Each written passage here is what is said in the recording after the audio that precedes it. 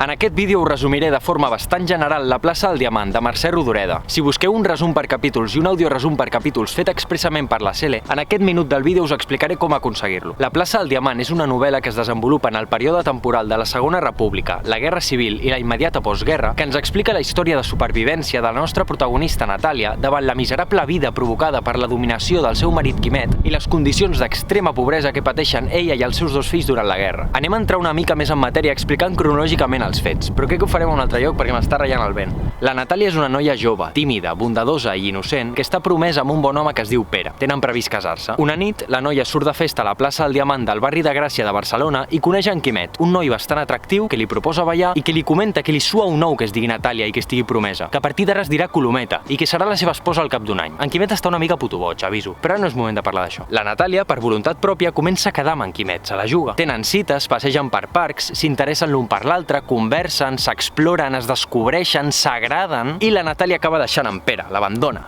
No, en veritat se li fa dueta ja amb ell, s'estaven a punt de casar, recorda, jo crec que no te'n recordaves. La nova parella se'n van a viure junts a un pis del carrer Montseny, que restauren amb l'ajuda de dos amics d'en Quimet, anomenats Mateu i Cintet, i s'acaben casant al cap d'un any. Fins aquí tot bé, una història bastant normaleta. Pots deixar d'enfocar-me, hòstia, què passa? Què succeeix? Que en Quimet té una forma de ser bastant especial. És una persona molt espontània i directa, super desconsiderada i maleducada, que diu el que se li passa pel cap sense cap tipus de filtre. Et fot unes xapes eternes del que li vingui de gust. En Quimet et pot parlar tranquil·líssimament de gaudir i després fer-te un sermó sobre quins són els drets de la dona i de l'home o escopir-te tota la merda que se li passi pel cap sobre la Sal. Molt random tot, però en plan monòleg tot això, sense deixar intervenir a l'altra part. És un home molt peculiar. Però dins de la psicologia d'en Quimet, això és lo de menys. És un tret inclús una mica carismàtic. El que és realment preocupant és que és masclista, molt controlador, ultraautoritari, excessivament gelós i possessiu. Té a la Natàlia sotmesa a un maltractament psicològic sistemàtic que es fa molt evident durant tot el seu noviazgo i matrimoni. Es diu festeig, noviazgo no existeix, es diu festeig. Calla la boca, no entens? Que vull que et callis i que m'escoltis?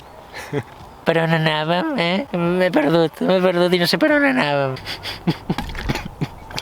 El primer exemple d'aquesta dominació que us estava comentant la veiem la mateixa nit que es coneixen la plaça del Diamant quan en Quimet ja li imposa a la Natàlia el nom de Colometa, per la cara. Aquesta situació, que ja us havia explicat abans, evidencia la pèrdua de la identitat i el bloqueig de la personalitat de la protagonista. També trobem altres moments de la novel·la on en Quimet es posa més violent i té atacs d'ira i comença a obrir els calaixos de la Colometa i a tirar-li tota la roba pel terra o l'agafa pel coll amb la mà, però principalment exerceix violència psicològica a través d'amenaces, intimidació, control i manipulació emocional. Seguint una mica amb el fil de la història, ens hem quedat en el punt en què la Colometa i en Quimet es casen. Un temps més tard, ella es queda embarassada d'un nen que anomenen Toni i un any i mig després d'una nena que es diu Rita. I a partir d'aquest moment, la vida de la Natàlia es va complicant d'una forma molt intensa. Viu completament ofegada per dos principals motius. El primer és que ha de fer-se càrrec dels seus dos fills sola, perquè en Quimet no s'implica gens. I el segon és perquè un dia, quan la Rita encara no havia nascut, a la galeria de casa seva, la Natàlia i en Quimet es troben un colom ferit que decideixen curar. I en Quimet no se li ocorre una altra cosa que construir un colomar a la golfa del terrat per començar a emparellar coloms perquè es reprodueixin entre ells per després vendre'ls. Amb tota la feinada que suposa cuidar-los, vigilar-los, alimentar-los i netejar tota la merda que deixen. I suposo que a aquestes alçades del vídeo ja podreu intuir qui s'ocupa més de la cura dels coloms. De manera que per la Natàlia el colomar es converteix en un problema totalment innecessari imposat pel Quimet que genera en ella un estrès, una ansietat i un malestar emocional molt greus. La pertorba d'una forma descomunal. És que arriben a tenir moltíssims coloms voltant pel pis, cagant-se pels racons de les habitacions, deixant una pestaza invasiva per tota la roba i per tota la casa i peropejant tot el dia, calleu ja, hòstia puta. I el pla d'en Quimet només fa que afegir coloms al colomar i muntar-se pel·lícules de que farà un gran negoci venent-los i que tothom el coneixerà i que es farà ric. Però és que després la majoria dels coloms el regala. Però és que després la majoria dels coloms el regala. I al final acaba dient que no serveixen per res, tot un personatge. És que el Quimet en tota la història només diu tonteries que se li passen pel cap. Té idees de merda i comportaments de merda.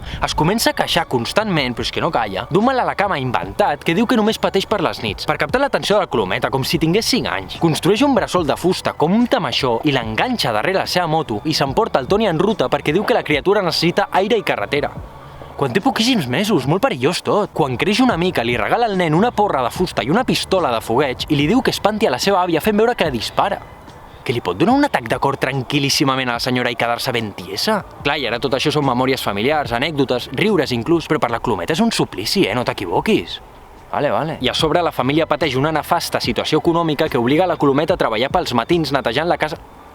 netejant la casa d'uns senyors, amb tota la feinada que ha d'assumir amb la cura dels fills i de les rates voladores de merda que només fan que copular, hòstia. I a tot això esclata la Guerra Civil, en Quimet se'n va combatre amb el bàndol republicà al front d'Aragó i un temps més tard mor. També durant la guerra, la Colometa i els seus 2 fills passen per unes condicions d'extrema pobresa, no t'ho podries arribar a imaginar, fins al punt de no tenir suficients diners per comprar menjar per alimentar-se. Fins al punt, compta amb això un altre cop, que la Colometa veu com a única opció matar els seus 2 fills perquè deixin de patir, acabar amb la vida del petit Toni i la petita Rita intoxicant-los amb salfumant mentre dormen i després treure's la vida ella mateixa, suïcidar-se. Nen, assassinar-los i suïcidar-se, estàs veient la gravetat de la situació? És que passes absolutament de tot.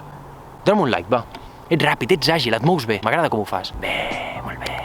Però no tot són desgràcies a la vida de la Colometa, calma. La droguer del barri, un home anomenat Antoni, la salva d'aquest final tràgic. Li proporciona feina netejant casa seva, li regala alguns productes perquè no s'hagi de gastar diners amb aliments i més tard li proposa matrimoni i ella accepta. Així que la Natàlia es casa amb l'Antoni, un home molt bo que es preocupa pel seu benestar i el dels seus 2 fills, i la situació econòmica de la família millora estratosfèricament, fins al punt que la Colometa deixa de treballar i els seus 2 fills poden estudiar a l'escola i decidir què fer amb les seves vides. Vaya gapo. Però la Natàlia té un problema bastant greu, i és que idealitza el seu passat amb els coloms i la seva relació amb en Quimet, i a causa d'aquesta nostàlgia que sent, segueix patint molt emocionalment. A part, la Colometa tampoc és que estimi a l'Antoni com a marit, vigila. Li té cert afecte i li està agraïda per haver-la tret del pou a ella i als seus 2 fills, però segueix massa aferrada a la vida abans de la guerra com per poder sentir un amor autèntic de parella cap a ell. No és fins al final de la novel·la que la Natàlia aconsegueix acceptar i deixar enrere el seu passat. Ho fa una nit que surt a fer un passeig pel barri i acaba gravant amb un ganivet el nom de Colometa a la porta del seu antic pis del carrer Montseny. Després es dirigeix a la plaça del Diamant i expulsa tota l'opressió i el sofriment que ha viscut al llarg de la seva vida a través d'un fort crit.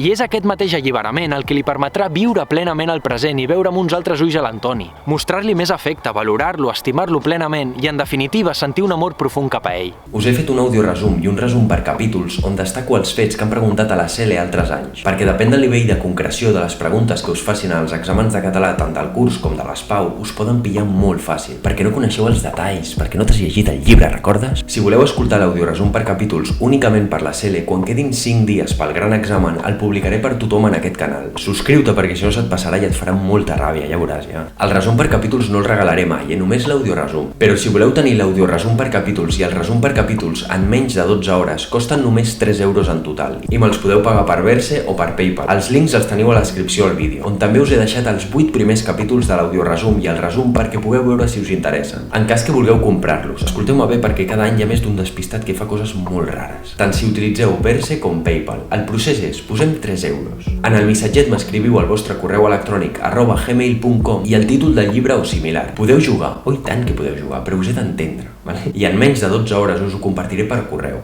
De totes formes, us animo moltíssim a llegir-vos La plaça del Diamant. De veritat que m'encantaria haver-vos despertat interès per la novel·la. Comenteu què us ha semblat el resum i compartiu-lo amb els que més ho puguin necessitar, que segur que hi ha més d'un perdut que li pots alegrar el dia.